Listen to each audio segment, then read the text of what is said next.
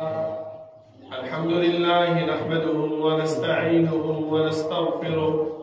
ونعوذ بالله من شرور أنفسنا ومن سيئات أعمالنا. من يهده الله فلا مضل له ومن يضلل فلا هادي له، وأشهد أن لا إله إلا الله وحده لا شريك له، وأشهد أن محمدا عبده ورسوله. يا أيها الذين آمنوا اتقوا الله حق تقاته ولا تموتن إلا وأنتم مسلمون. يا أيها الناس اتقوا ربكم الذي خلقكم من نفس واحدة وخلق منها زوجها وبث منهما رجالا كثيرا ونساء، واتقوا الله الذي تساءلون به والأرحام إن الله كان عليكم رقيبا. يا أيها الذين آمنوا اتقوا الله وقولوا قولا سديدا يصلح لكم أعمالكم ويغفر لكم ذنوبكم، ومن يطع الله ورسوله فقد فاز فوزا عظيما. أما بعد، فإن خير الحديث كتاب الله، وخير الهدي هدي محمد صلى الله عليه وسلم، وشر الأمور محدثاتها، وكل محدثة بدعة، وكل بدعة ضلالة، وكل ضلالة في النار. بسم الله الرحمن الرحيم. قاف والقرآن المجيد. بل عجبوا أن جاءهم منذر منهم فقال الكافرون هذا شيء عجيب. أإذا متنا وكنا ترابا ذلك رجع بعيد. قد علمنا ما تنقص الأرض منهم وعندنا كتاب حفيظ. بل كذبوا بالحق لما جاءهم فهم في أمر مريج. أفلم ينظروا إلى السماء فوقهم كيف بنيناها وزيناها وما لها من فروج. والأرض مددناها وألقينا فيها رواسي وأنبتنا فيها من كل زوج بهيج، تبصرة وذكرى لكل عبد منيب. ونزلنا من السماء ماء مباركا فأنبتنا به جنات وحب الحصيد، والنخل باسقات لها طلع نضيد، رزقا للعباد وأحيينا به بلدة ميتا كذلك الخروج. كذبت قبلهم قوم نوح وأصحاب الرس وثمود وعاد وفرعون وإخوان لوط وأصحاب الأيكة وقوم تبع كل كذب الرسل فحق وعيد. أفعينا بالخلق الأول بل هم في لبس من خلق جديد. ولقد خلقنا الإنسان ونعلم ما توسوس به نفسه ونحن أقرب إليه من حبل الوريد. إذ يتلقى المتلقيان عن اليمين وعن الشمال قعيد. ما يلفظ من قول إلا لديه رقيب عتيد. وجاءت سكرة الموت بالحق ذلك ما كنت منه تحيد. ونفخ في الصور ذلك يوم الوعيد. وجاءت كل نفس معها سائق وشهيد. لقد كنت في غفلة من هذا فكشفنا عنك غطاءك فبصرك اليوم حديد. وقال قرينه هذا ما لدي عتيد. ألقيا في جهنم كل كفار عنيد مناع للخير معتد مريب. الذي جعل مع الله إلها آخر فألقياه في العذاب الشديد. قال قرينه ربنا ما أطغيته ولكن كان في ضلال بعيد. قال لا تختصموا لدي وقد قدمت إليكم بالوعيد. ما يبدل القول لدي وما أنا بظلام للعبيد. يوم نقول لجهنم هل امتلأت وتقول هل من مزيد. وأزلفت الجنة للمتقين غير بعيد. هذا ما توعدون لكل أواب حفيظ. من خشي الرحمن بالغيب وجاء بقلب منيب. ادخلوها بسلام ذلك يوم الخلود. لهم ما يشاءون فيها ولدينا مزيد. وكما أهلكنا قبلهم من قرن هم هم أشد منهم بطشا فنقبوا في البلاد هل من محيص إن في ذلك لذكرى لمن كان له قلب أو ألقى السمع وهو شهيد ولقد خلقنا السماوات والأرض وما بينهما في 6 أيام وما مسنا من لغوب فاصبر على ما يقولون وسبح بحمد ربك قبل طلوع الشمس وقبل الغروب ومن الليل فسبحه وأدبار السجود واستمع يوم ينادي المناد من مكان قريب يوم يسمعون الصيحة بالحق ذلك يوم الخروج إنا نحن نحيي ونميت وإلينا المصير يوم تشقق الأرض عنهم سراعا ذلك حشر علينا يسير نحن أعلم بما يقولون وما أنت عليهم بجبار فذكر بالقرآن من يخاف وعيد اللهم صل على محمد وعلى آل محمد كما صليت على إبراهيم وعلى آل إبراهيم إنك حميد مجيد اللهم بارك على محمد وعلى آل محمد كما باركت على إبراهيم وعلى آل إبراهيم إنك حميد مجيد بسم الله الرحمن الرحيم يثبت الله الذين آمنوا بالقول الثابت في الحياة الدنيا وفي الآخرة ويضل الله الظالمين ويفعل الله ما يشاء الله رب العالمين أحكم الحاكمين دطول بادشاہ دطول زبردست هغه رب العالمین چې تمام کائنات خالق و مالک دی هغه الله چې تمام کائنات متصرف او منتظم دی هغه رب العالمین چې د هغې په صفاتو کې یو صفت فعال لما یرید دی رب العالمین چې څه کوي څه وخت چې کوي څرنګه چې کوي چا سره چې کوي کولی شي الله رب العالمین نه څوک تپوس نشي کولی او نه د الله رب العالمین خپل عاقبت او د انجام نه ویریږي بلکې دا صفت پکې موجود دی چې دا مکلف مخلوقات چې هر څومره دي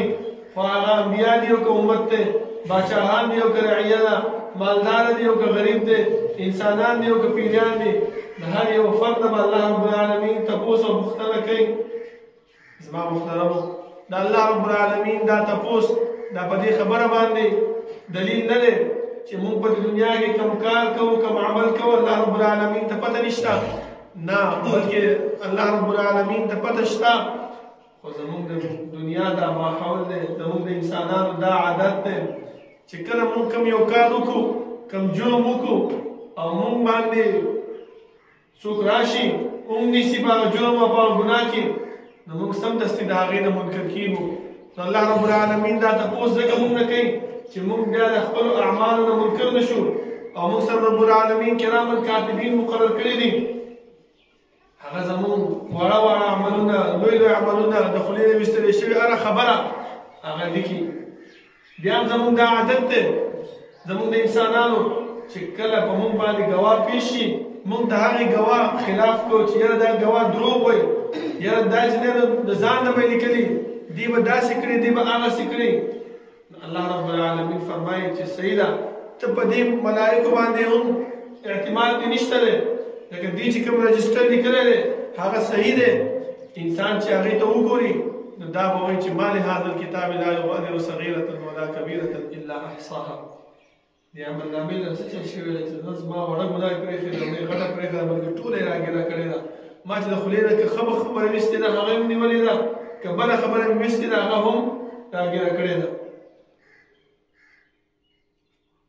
اوس که چېرته انسان په دې باندې هم اعتراض کوي نو الله رب العالمین فرمایي چې هېڅ خبره نشته دی زه به په تا باندې ستا دا اندامونه ګواه کړمه ستا دا لاسونه ستا دا خپې ستا دا خوله ستا دا سترګې ستا دا غوږونه ستا هر یو اندام به ستا متعلق خبره کوي چې دې انسان په دې دنیا کې دا کار کړی دی بیا خو انسان د هغې نه انکار نشي کولی لکه الله فرمایي چې یوم تشهد علیهم السنتهم وایدیهم وارجلهم بما کانوا یعملون لاسونه او خپې سترګې غوږونه ژبه دا هر څه په ده باندې ګواهي ورکوي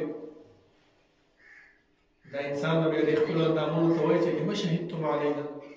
تاسو ولې په ما باندې ګواهي ورکړله اوس که زه الله رب العالمین جهنم ته مې غورځوي نو کوم دا تاسو به سوځېږئ تاسو به ورته ځئ هغه ورته وایي انطقنا الله الذي انطق كل شيء. موږ ته څه پته وه سوځېدلو سره وروسته ګورو اوس موږ ته الله حکم کړی دی چې دې انسان په دنیا کې 50 کاله 80 کاله 80 کاله 40 کاله عمر تېر کړی د چې کوم اعمال په دنیا کې کړي دي کوم کارونه په لاس په تا باندې کړي خپې په تا باندې کړي سترګو په تا باندې کړي غوږونه په تا باندې کړي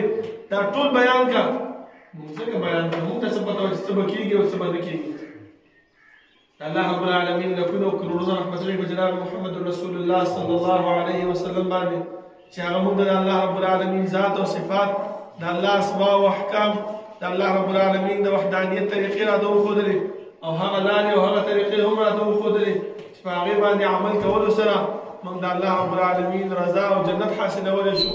او هغه لارې او هغه طریقې هم را ده وښودلې چې د هغې نه په اجتناب سره موږ د رب العالمین د قهر او د غضب نه بچ کېږو. زما محترمو الله رب العالمین چې موږ د دنیا کې پیدا کړي یو نو زموږ د پیدایش مقصد هغه مهمل بېکاره او عبث نه و بلکې رب العالمین چې کوم مقصد دپاره موږ د دنیا ته رالېږلي یو هغه مقصد د بیانولو دپاره د هغې د تشریح کولو دپاره الله رب العالمین د آدم علیه السلام نه نیولې تر جناب محمد رسول الله صلی الله علیه وسلم پورې انبیا کرام یې راولېږل او دې انبیاو موږ ته من او عن هغه ټول بیان کړي دي او چې به موږ په دې باندې عمل کوو هغه زموږ کامیابي ده په دې لار باندې ځو هغه زموږ کامیابي ده او که په دې باندې عمل نه کوو په دې لار باندې نه ځو نو دا زموږ بدبختي ده. زما محترم لکه موږ ته الله رب العالمین هم بیان کړی دی قرآن کریم یې رالېږلی دی او رسول الله صلی الله علیه وسلم په خپله زندګۍ کې په خپل عمل سره په خپل بیان سره په خپل قول او فعل سره موږ ته من او عن دا دین را رسولی تر دې پورې زما محترمو دا یې راته وویلې چې انسانه دا دنیا ستا دپاره د عمل ځای دی دا دنیا ستا دپاره سبانۍ د آخرت چې کومه دنیا ده د آخرت چې کوم زندګي ده د هغې د حاصلولو دپاره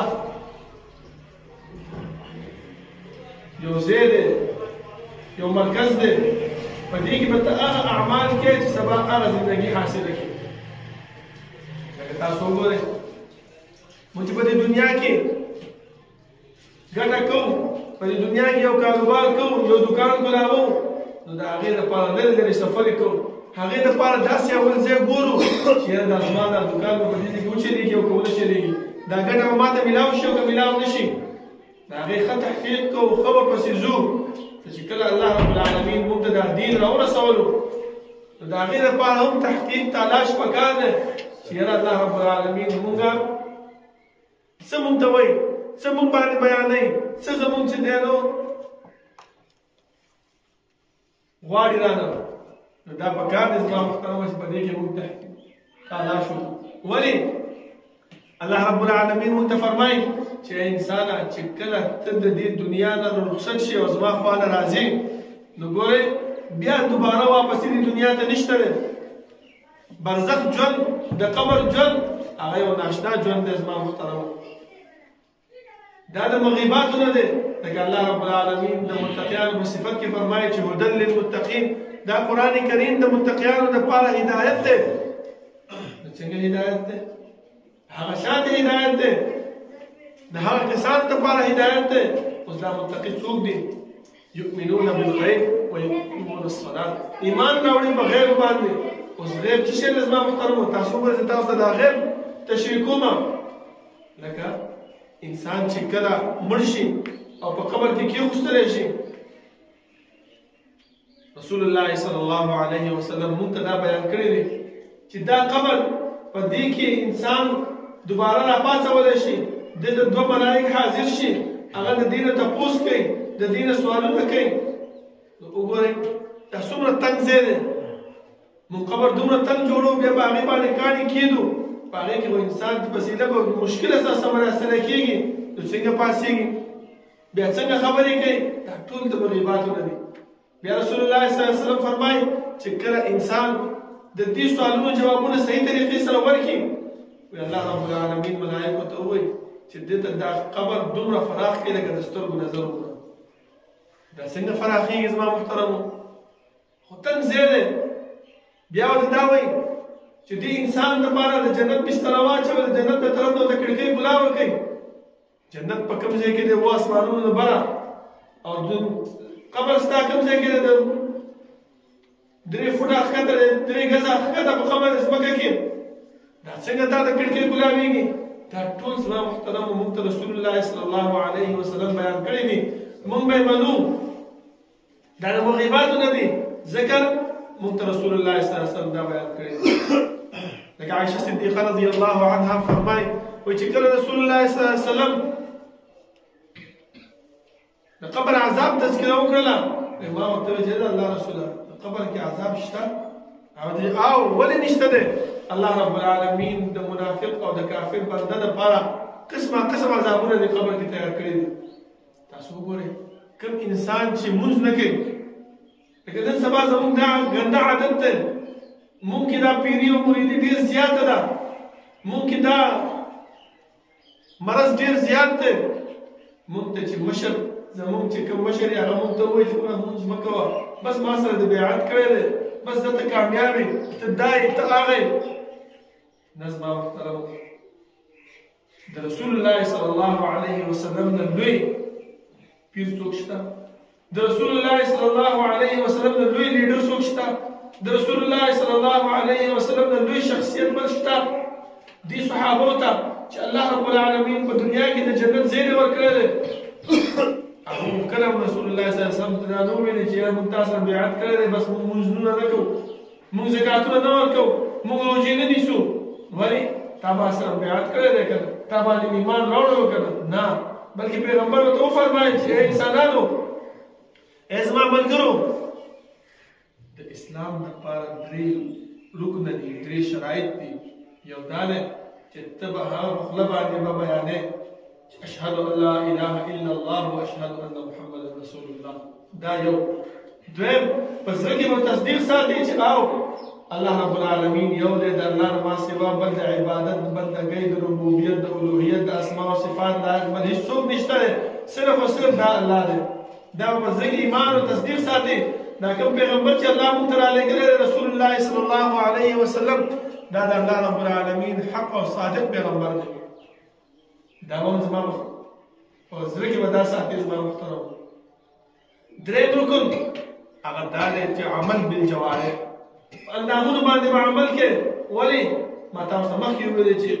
دغه اندامونه به سبا د قیامت په ورځ باندې الله رب العالمین ته به ګواهي ورکوي چې یوم تشهد علیهم السنتهم وایدیهم وارجلهم بما کانوا یعملون. کوم عمل چې موږ د دنیا کې کړی دی په دې باندې اوس خپې دي، په خپې باندې موږ ښځې نه پېتلي یو،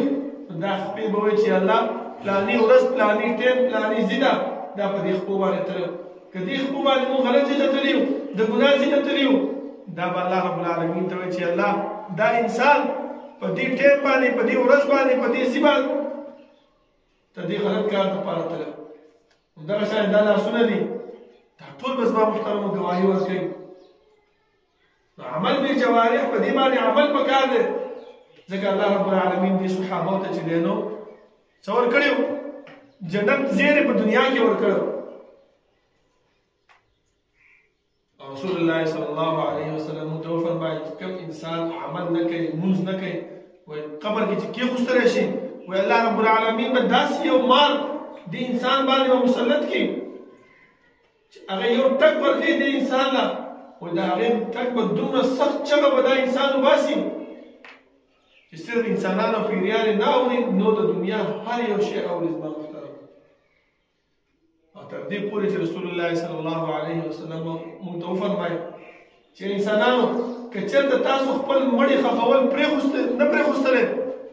نو ما به الله نه سوال کوي چې الله دې انسانانو ته د قبر د عذاب، د قبر د سختي وښایه. خو داسې دې وجې نه ورته نه وایم، که چېرته دا د قبر عذاب او د قبر سختي تاسو وګورئ، نو تاسو بیا خپل مړي نه خښوئ. دې کې خپل مړي به هم چې ځان سره وساتئ. ولې؟ دغه عذاب او دې سختي د څوک برداشت کوي؟ نن سبا د سوشل میډیا زمانه ده، موږ څه شی کوو؟ سوشل میډیا کې قبر تصویر راشي، لړم پکې ښکاره کړي، مار پکې ښکاره کړي، اور پکې ښکاره کړي، ویډیوګانې د ځان د ایډیټ کې جوړ کړي.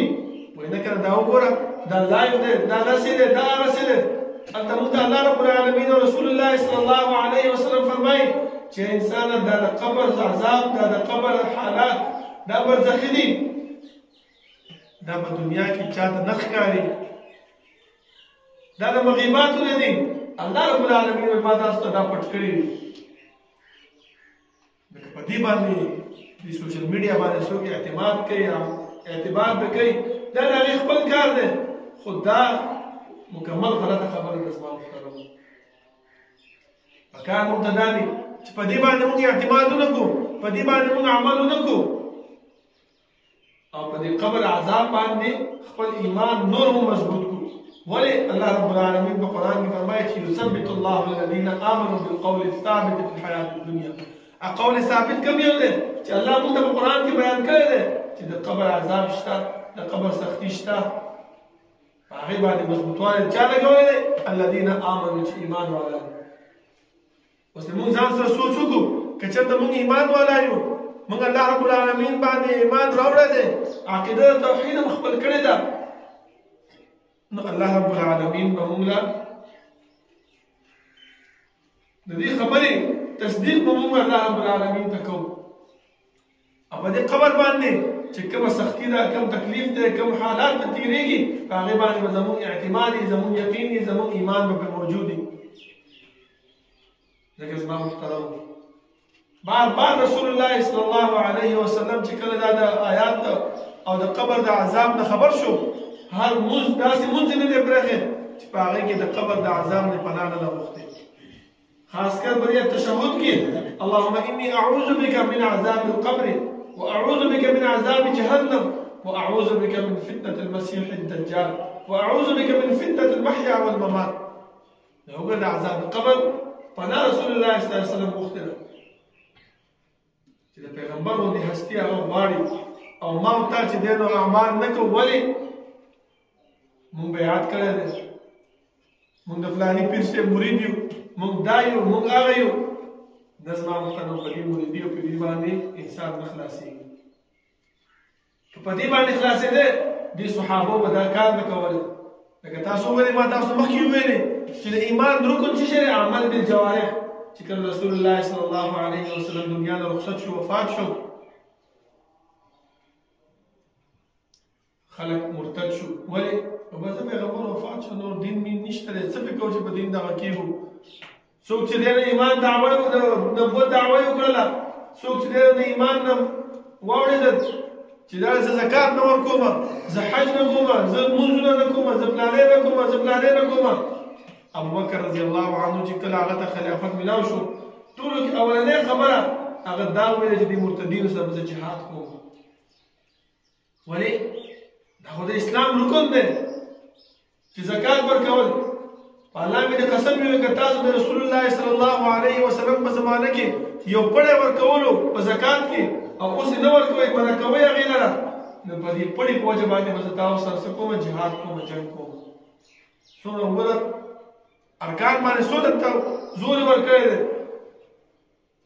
د رسول الله صلی الله علیه وسلم د بعد دویم سړی هغه څوک دی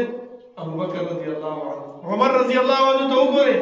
دې ټولو ته رسول الله صلی الله علیه وسلم د جنت زیری په دنیا کې ورکړی دی خو لیکن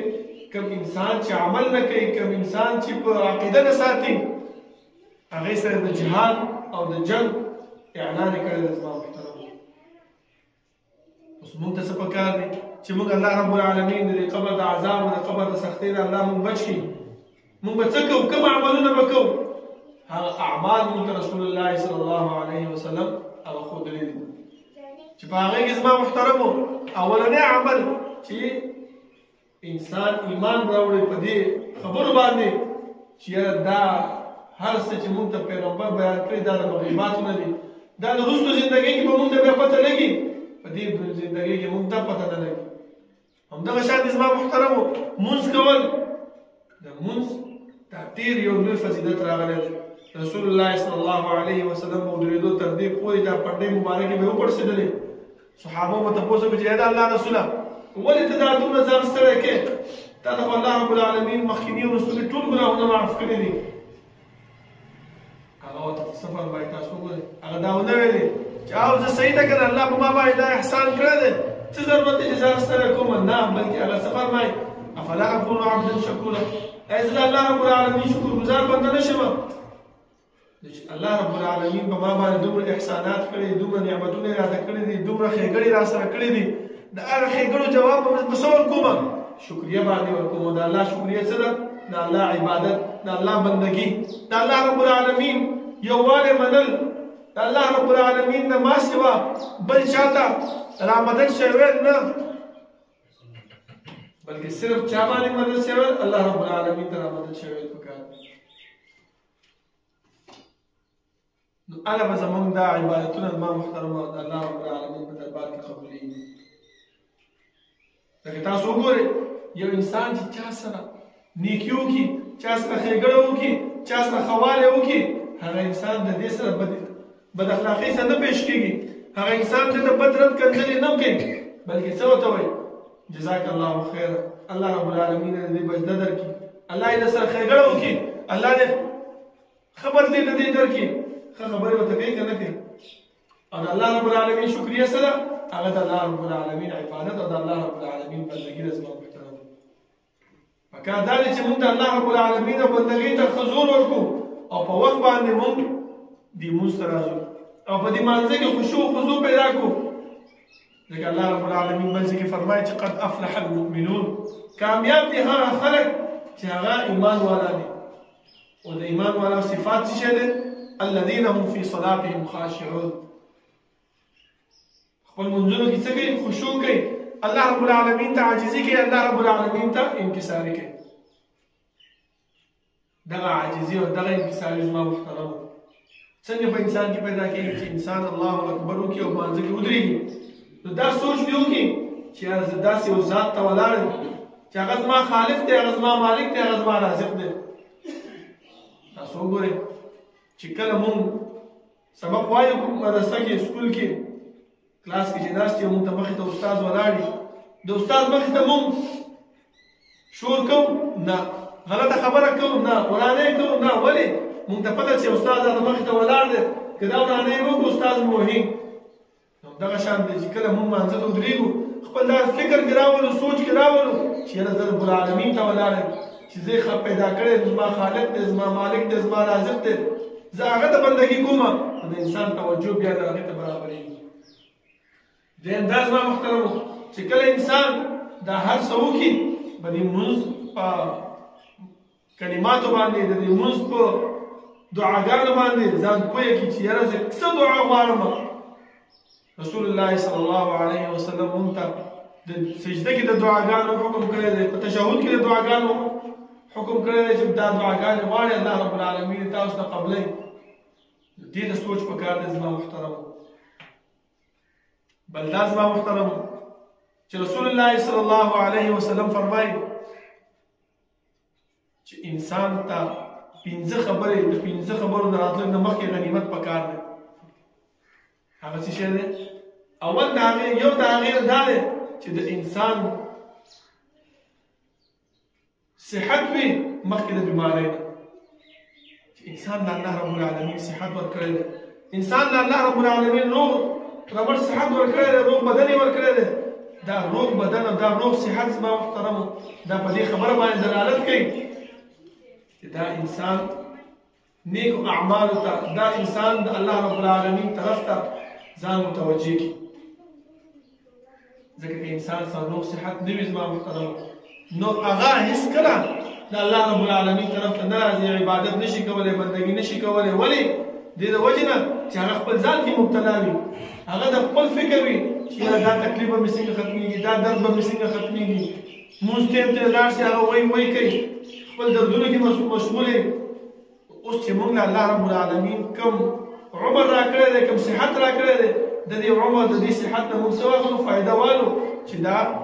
زندګي خپل برابر کړو خپل آخرت چې دا دنیا د هغه د حاصلولو دپاره یو ځای دی یو کار دی چې دا عمل او دا کار موږ ضایع نه کړو ځان ته او خپل ژوند هغه حاصل کړو په آخره کې زما محترمو زه دا یو خبره تاسو ته کومه چې دا صحت دا ډېر لوی غنیمت دی ځکه رسول الله صلی الله علیه وسلم فرمایي نعمتان فیهما مغبون الصحة والفراغ. دوه داسې شیان دي چې انسان په هغې باندې مشغوله وي. هغه څه شی دی؟ یو صحت دی او بل څه شی دی؟ فراغتیا ده.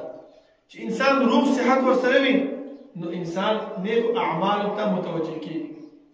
او چې انسان سره فراغتیا وي هغه بیا نیکو اعمالو ته متوجه کېږي. او چې کله د انسان سره فراغتیا نه وي، صحت نه وي، هغه نیکو اعمالو ته نه متوجه کېږي. هغې نه هر څه پاتې شي، هغه په خپل کار کې خپل ځان کې مشغوله وي، نیک عمل د هغه نه پاتې شي. زما محترم پکار دا دی زما محترم چې موږ د اعمالو طرف ته، د صحت طرف ته، د فراغت طرف ته توجه وکړو. او دا حکومت په موږ باندې چې کوم مصیبتونه راځي، کوم بیماریان راځي، د هغې مصیبتونو د ختمولو، د هغې بیماریانو د ختمولو دپاره چې کوم کوشش او محنت کوي، لکه تاسو وګورئ نن سبا دا ټیکې شروع کړي دي. دا یو قسم د خصرې بیماري شوه، دا دقې بیماري شوه، دغه شان دي دا دانې ورکوټې چې راخېږي هغه بیماري شوه. د هغې دپاره دا ټیکې لګوي زما محترمو. همدغه شان دي دا د پولیو مسله کې چې دی نو پولیو دا قطرې چې اچوي، دا صرف دې دپاره چې زمونږ دا بیماري زمونږ نه لرې شي او موږ د الله رب العالمین عبادت ته، د الله رب العالمین بندګي ته موږ متوجه شو. پکار دا دی چې موږ د حکومت سره په دې کارونو کې مرسته وکړو چې کوم دا مهم شروع کېږي، په هغه مهم کې موږ د هغې سره مرسته وکړو، د هغې خلاف ونه کړو، د هغې طرف ته لاړ شو، خلک د هغې باندې متوجه کړو، خلک د هغې نه خبر کړو چې یاره دا چې دی نو زمونږ د کامیابۍ دپاره، زمونږ د الله رب العالمین طرف ته راوستو دپاره دا یو ذریعه ده، بیماری نه د بچ کېدو دپاره، د مصیبت او د تکلیف نه د بچ کېدو دپاره. الله رب العالمین دعا ده چې الله رب العالمین د عمل کولو توفیق راکړي، او الله رب العالمین زموږ په زړونو کې واچوي چې موږ دې بیماریانو کې حکومت چې موږ سره کومه مرسته کوي، هغه مرسته ته موږ خپل ځان مین او عام برابر کړو او د هغې نه خلاف ونه کړو، د هغې نه وروسته نه شو. اقول قولي هذا واستغفر الله لي ولكم ولسائر المسلمين.